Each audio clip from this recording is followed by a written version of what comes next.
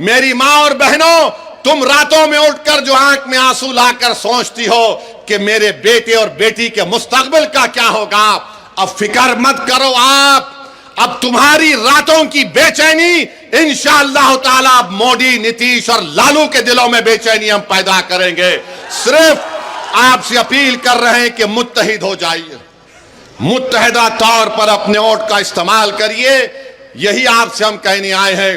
आपका बहुत बहुत शुक्रिया। हमारे साथ नारा लगाइए, पाकिस्तान मुर्दाबाद, पाकिस्तान मुर्दाबाद, भारत जिंदाबाद, भारत जिंदाबाद। सिर्फ मुसलमानों से नफरत की बुनियाद पर एक काला कानून बनाए हो। तुम वक्फ की जायदादों को लूटने के लिए इस तरह का कानून बनाए हो। और भाजपा के लोग अपना एक पैम्फलेट निकाले हैं, एक 4 पेज का और एक 15 पेज का है। मैंने उसको पढ़ा। उसमें लिखते हैं कि मुसलमानों में 30% लोग गरीब हैं। और भारत के प्रधानमंत्री अपने भाषण में कहती हैं कि अब्दुल कब तक पंक्चर बनाएगा। सुनो प्रधानमंत्री, 11 साल से आप प्रधानमंत्री हैं। कितने मॉब लिंचिंग के वाकयात हुए, कितने अखलाक और कितने पीलू खान को मारा गया, कितने दंगे हुए। एक बिहार का गरीब आदमी पूना को जाकर एक पंक्चर की दुकान लगाता है, तो इंडिया पाकिस्तान का क्रिकेट मैच हुआ, किसी ने इल्जाम लगा दिया उस बिहार के निवासी के ऊपर जो महाराष्ट्र बिहार छोड़कर महाराष्ट्र गया कि इसके बेटे ने जिंदाबाद का नारा पड़ोसी मुल्क के ऊपर लगाया। 24 घंटे के अंदर उसके छोटे से उस पंक्चर की दुकान को बुलडोजर से तोड़ दिया गया। किसने देखा उसको नारा लगाते हैं? और भारत के प्रधानमंत्री कहते हैं कि अब्दुल कब तक पंक्चर बनाएगा। भारत के प्रधानमंत्री, क्या यह जुल्म नहीं है कि एक बिहार का आदमी गरीब यहां से गुर्बत से बचने के लिए पूना गया, तो आपकी भाजपा की सरकार महाराष्ट्र में झूठा इल्जाम लगाकर उसकी दुकान को तोड़ दिया। वो सुप्रीम कोर्ट में अपना केस डाला है। सुप्रीम कोर्ट ने कहा कि किसी के घर को नहीं तोड़ा जा सकता, 15 दिन का टाइम देना चाहिए उन लोगों को। मगर अब्दुल की पंक्चर की दुकान को बीजेपी की सरकार ने तोड़ दिया। और प्रधानमंत्री बोलते हैं अब्दुल कब तक पंक्चर बनाएगा। प्रधानमंत्री, अगर आप ये चाहते हैं कि भारत की सबसे बड़ी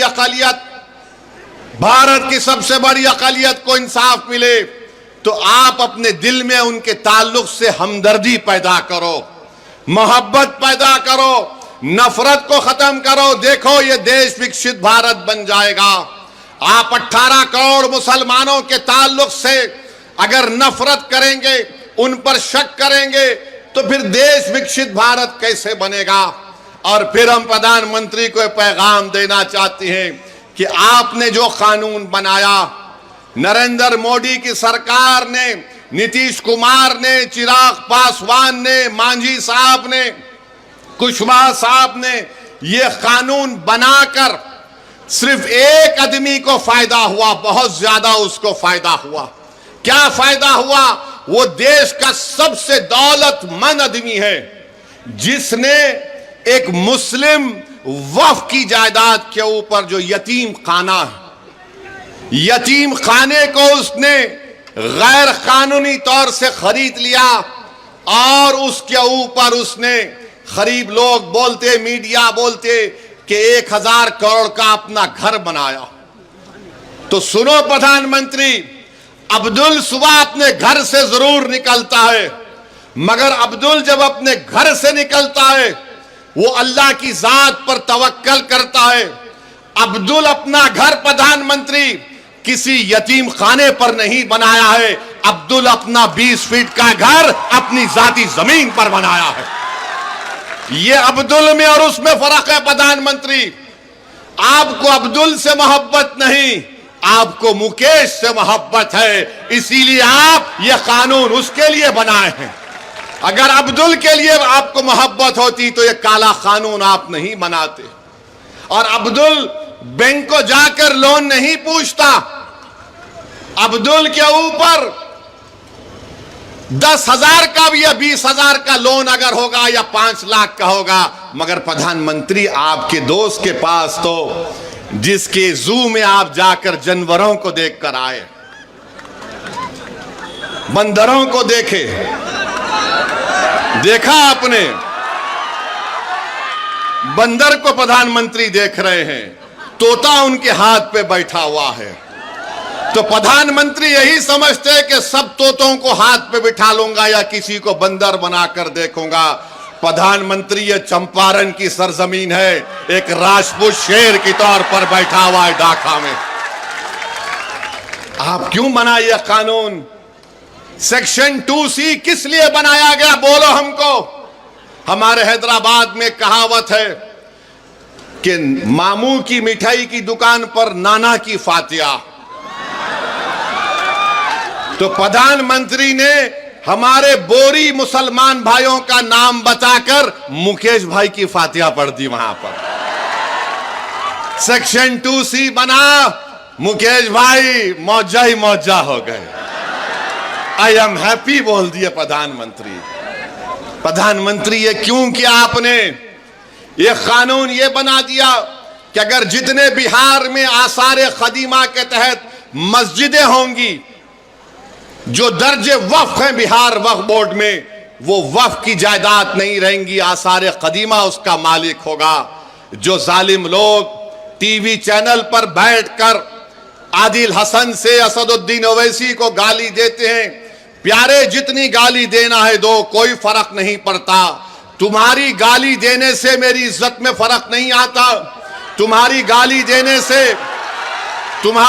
देने से मेरी शोहरत में कमी नहीं आती, तुम्हारी गाली देने से मेरी रात की नींद खराब नहीं होती। हां, अगर तुमको फायदा होता है क्योंकि तुम्हारे दिलो दिमाग में एक बीमारी है नफरत की, शायद ओवैसी को गाली देने से वक्तिया तुमको फायदा होता है तो दो, मगर ये तो बताओ इस कानून में किसको फायदा पहुंच रहा है? कुछ फायदा नहीं है मुसलमानों को। और प्रधानमंत्री बोलते मुसलमान 30% गरीब है। अगर है तो तुमने क्या किया बताओ? अगर है तो बताओ तुमने विजारत अक़लियती बहबूद, मिनिस्ट्री ऑफ माइनॉरिटी अफेयर्स, वहां पर मौलाना आजाद की फेलोशिप बंद कर दी। जो अक़लियतों के बच्चे जिसमें मुसलमान, सिख, ईसाई, बौद्ध और जैन धर्म के हैं, जो PhD कर रहे हैं, उनको पैसे नहीं देगी सरकार, तो गरीबी आएगी नहीं आएगी? जो मुसलमानों के बच्चे, सबसे ज्यादा ड्रॉप आउट रेट पूरे देश में अगर आप देखेंगे किसी समुदाय का है तो मुसलमानों का है। जो चौथी जमात में, 5वीं जमात में अपना स्कूल छोड़ देते हैं, क्यों छोड़ते हैं? क्योंकि अब्दुल चाहता है पढ़ाना अपने बच्चों को, मगर अब्दुल के पास घर में खाना खिलाए या फिर बच्चों को पढ़ाए। तुमने प्री मैट्रिक स्कॉलरशिप को 9वीं क्लास से कर दिया, जबकि हम पुकार रहे कि अरे चौथी, 5वीं, 6ठी जमात में करो। तो नरेंद्र मोदी ने कहा नहीं नहीं, अब्दुल नहीं पढ़ सकता चौथी, 5वीं, 6ठी जमात, वो 9वीं जमात में आया तो स्कॉलरशिप मिलेगा। अरे अगर जो चौथी, 5वीं, 6ठी, 7वीं पढ़ेगा तो 9वीं को पहुंचेगा ना। प्री में पोस्ट मैट्रिक स्कॉलरशिप हम पुकार कर कह रहे हैं कि बढ़ाओ, नंबर बढ़ाओ, नंबर बढ़ाओ, मगर बीजेपी बोलती हम 1 लाख को दे रहे। अरे जालिमो, तुम झूठ बोल रहे हो। तुम नंबर नहीं बढ़ाने की वजह से हर साल डिग्री में हमारे कम से कम 5 लाख बच्चे स्कॉलरशिप से महरूम हो जाते, और बढ़ाने के लिए सिर्फ 1000 करोड़ की जरूरत है, 1500 करोड़। मगर मोदी ने बोलेंगे अब्दुल पंचर बनाता है।